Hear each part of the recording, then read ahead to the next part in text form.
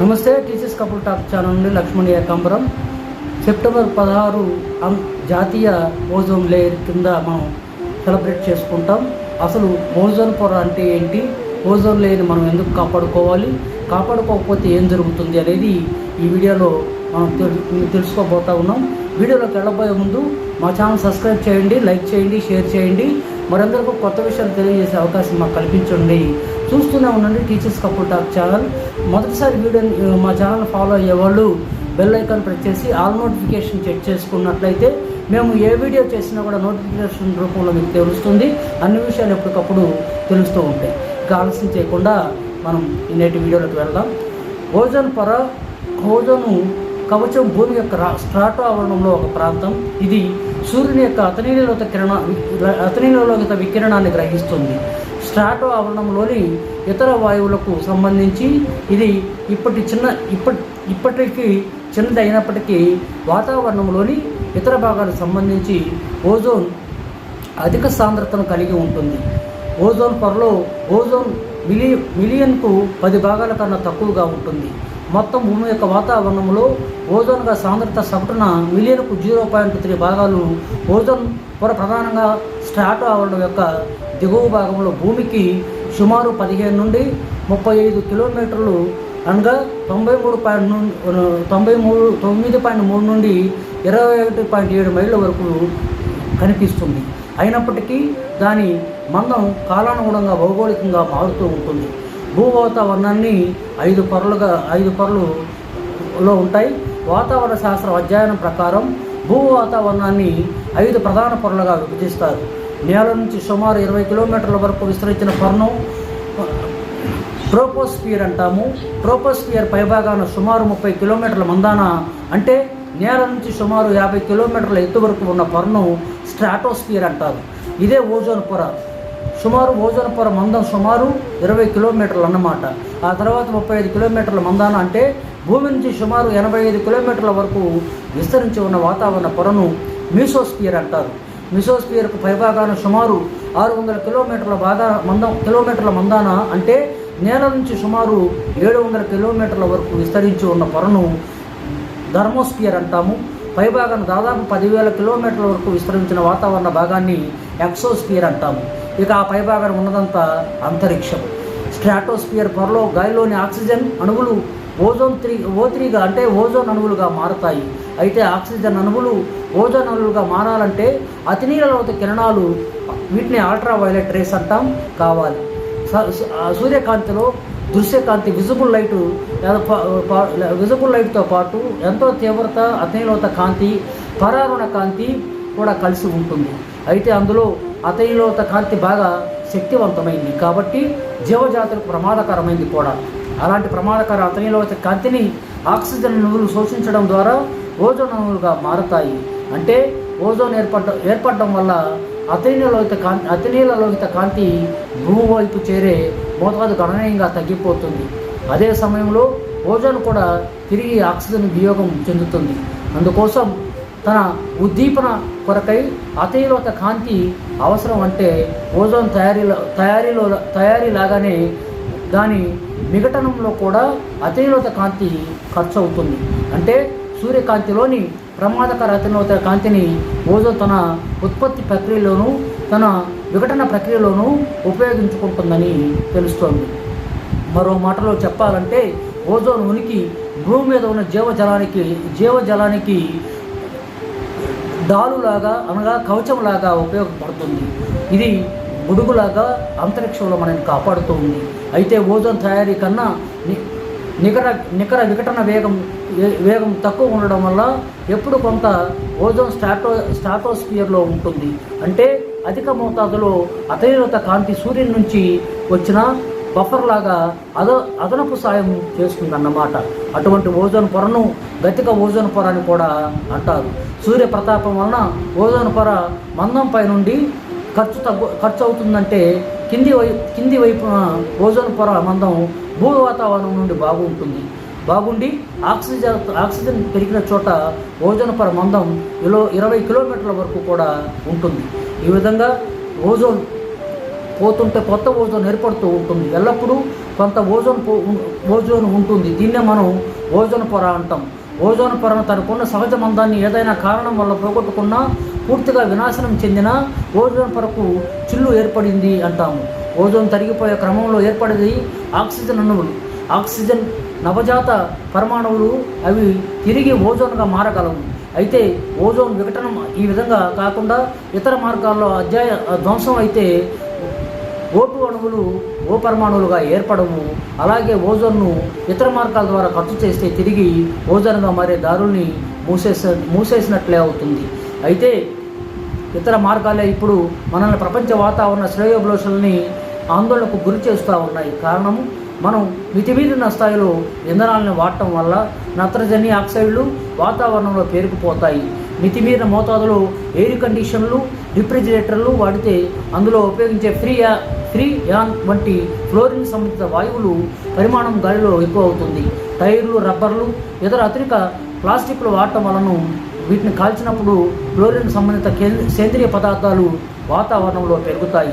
ఇలా నత్రజని, sulphur ఆక్సైడ్లు, chlorofluoro కార్బన్లు పదార్థాలు ఎక్కువైతే వాతావరణంలో మునుపెన్నటి జరగని విధంగా రసాయనిక చర్యలు జరుగుతాయి. అందులో ప్రధానమైనవి స్వేచ్ఛా ప్రాతిపదికలు అనబడే రసాయనిక శకలాలు.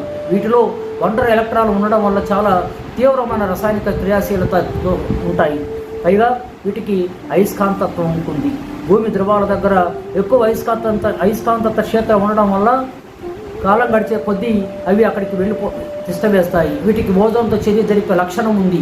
ఆక్సిజన్ నుంచి ఏర్పడుతూ మళ్ళీ ఆక్సిజన్ ఇస్తూ ఉన్న ఓజోన్ మీద ఈ అవాంఛనీయ కాలుష్య పదార్థాలు పక్కదారి పట్టిస్తాయి. దీంతో బయటపడని పరిస్థితి ఉంటుంది. అంటే ఓజోన్ పొర చాలా పల్చనవుతుంది. ఇక అతీలోత కాంతి సరాసరి భూమిని చేరడం వల్ల విపత్తులు సంభవిస్తాయి. అతీలోత కాంతి వల్ల పంటలు దెబ్బతింటాయి. ఓజోన్ను కొలవడానికి స్పెక్ట్రోమీటర్ని వాడతారు. ఓజోన్ పొరను 1913లో ఫ్రెంచి భౌతిక శాస్త్రవేత్తలు చార్లెస్ ఫాబ్రీ హెన్రీ బూసన్ను కనుగొన్నారు. సూర్యుని యొక్క కొలతలు దాని ఉపరితలం నుండి పంపబడిన భూమికి చేరుకోవడం సాధారణంగా 5,500 కిలోమీటర్ల నుంచి 6,000 కిలోమీటర్ల పరిధిలో ఉష్ణోగ్రత కలిగిన నల్ల శరీరం యొక్క వర్ణపటానికి అనుగుణంగా ఉంటుందని తేలింది. స్పెక్ట్రమ్ యొక్క అతనిలోగిత చివరిలో 310 nm అంటే న్యూరోమీటర్ తరంగ దీర్ఘం కంటే తక్కువ రేడియేషన్ లేదు. తప్పిపోయిన రేడియేషన్ వాతావరణంలో ఏదో గ్రహించబడుతుందని తెలిసింది. చివరికి తప్పిపోయిన రేడియేషన్ యొక్క స్పెక్ట్రమ్ ఓజోను అనే రసాయనంతో మాత్రమే సరిపోతుంది. దాని లక్షణాలను బ్రిటిష్ వాతావరణ శాస్త్రవేత్త GMB డాబ్సన్ వివరంగా అన్వేషించారు. అతను భూమి నుండి స్ట్రాటో ఆవరణ ఓజోన్ కొలవడానికి ఉపయోగపడే ఒక సాధారణ స్పెక్ట్రోమీటర్ని కనుక్కున్నారు. ఆ స్పెక్ట్రోమీటర్ తోటి ఓజోన్ని మనం అంచనా వేయగలుగుతాం. వాతావరణంలో ఓజోన్ యొక్క అత్యధిక స్థాయిలు స్ట్రాటో ఆవరణంలో ఉన్నాయి.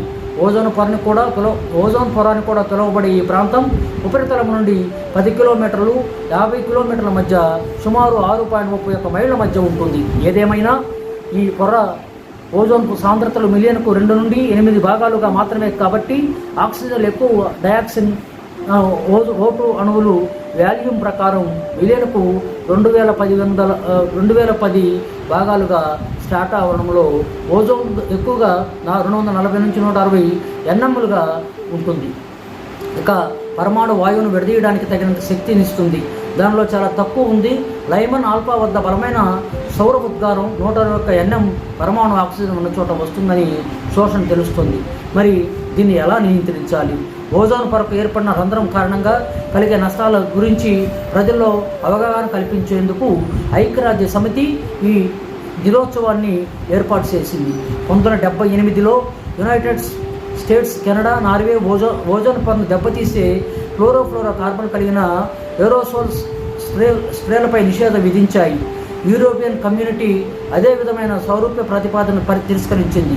యుఎస్లో 1985లో అంటార్కిటిక్ ఓజోన్ రంధ్రం కనుగొనబడిన తర్వాత శీతలీకరణ, పారిశ్రామిక శుభ్రపరచడం వంటి ఇతర అనువర్తనాల్లో క్లోరోఫ్లోరో కార్బన్ ఉపయోగించడం కొనసాగించారు.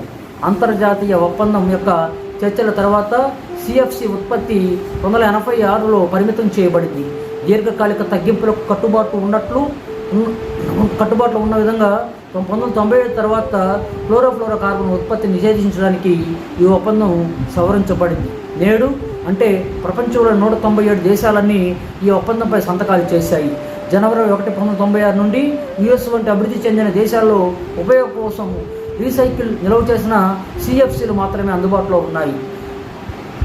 ఆ విధంగా మనం సెప్టెంబర్ 16ని ఓజోన్ డేగా సెలబ్రేట్ చేసుకుంటాం. ఓజోన్ క్షీణత రేటు గణనీయంగా తగ్గిందని నిర్ధారించాయి. దేశాలు నిషేధించి ఓడిఎస్లు ఇప్పటికీ స్టార్ట్ ఆవరణంలో ఉన్న వాయువుల కారణంగా కొన్ని విచ్ఛిన్నం కొనసాగుతుందని ఆశించవచ్చు.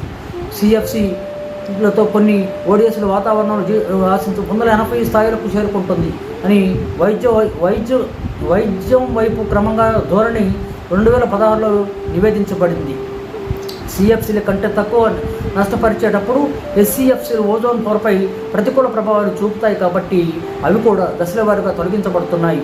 వీటిని హైడ్రోఫ్లోరో కార్బన్లు అని కూడా అంటారు. ఖగోళ శాస్త్రానికి చిక్కులు ఓజోన్ వాతావరణంలోని ఓజోన్ శక్తివంతమైన అతిలోత వికిరణం భూమి యొక్క ఉపరితలంపైకి రాకుండా చేస్తుంది. కాబట్టి ఈ తరంగదైర్ఘ్యాల్లోని ఖగోళ డేటాను వాతావరణం ఓజోన్ పొరపైన కక్షలో ఉన్న ఉపగ్రహాల నుండి సేకరించాలి. వేడి నక్షత్రాల నుండి వచ్చే కాంతి చాలా అతిలోహితంలో ఉంటుంది. కాబట్టి గెలాక్సీల మూలాన్ని అధ్యయనం చేయడానికి ఈ తరంగదైర్ఘ్యాల అధ్యయనం ముఖ్యం. Galaxy evolution explore Galaxy April 28, 2003న ప్రయోగించబడిన అతిలోహిత అంతరిక్ష టెలిస్కోపు ఇది 2012 ప్రారంభం వరకు పనిచేసింది. తర్వాత అంతర్జాతీయ ఓజోన్ పరిరక్షణ దినోత్సవం యొక్క ముఖ్య ప్రాముఖ్యత గురించి మనం తెలుసుకున్నట్లయితే ప్రతి సంవత్సరం సెప్టెంబర్ 16న ప్రపంచవ్యాప్తంగా ఈ దినోత్సవాన్ని నిర్వహిస్తారు. జీవరాశికి రక్షణ కవచంగా ఉన్న ఓజోన్ పొరకు ఏర్పడే రంధ్రం కారణంగా కలిగే నష్టాల గురించి ప్రజల్లో అవగాహన కల్పించేందుకు ఐక్యరాజ్య సమితి ఈ దినాన్ని ప్రవేశపెట్టింది. సెప్టెంబర్ 16 ప్రతి సంవత్సరం వార్షికంగా మనం ఈ ఓజోన్ డే జరుపుకుంటాం. సూర్యుడి నుంచి వెలువడే కిరణాలు నేరుగా భూమిపై పడకుండా అందులో ఉండే అతిలోహిత కిరణాలను ఓజోన్ పొర సంగ్రహించి ప్రాణకోటికి వాటిల్లే ముప్పు నుంచి కాపాడుతుంది. మోటారు వాహనాలు పెరగడం, పరిశ్రమలు కాలుష్యం, అధిక శాతం ఏసీలను వినియోగించడం వలన ఓజోను పొర క్షీణించిపోతుంది. 1987లో మాంట్రియల్ ప్రోటోకాల్ సంస్థ దీన్ని అధ్యయనం చేసింది. ఓజోన్ పొరను దెబ్బతీస్తున్న పదార్థాల నియంత్రణకు గాను రూపొందించిన మాంట్రియల్ ప్రోటోకాల్పై ఐక్యరాజ్య సమితి సభ్య దేశాలు 1987 సెప్టెంబర్ 16న సంతకాలు చేశాయి.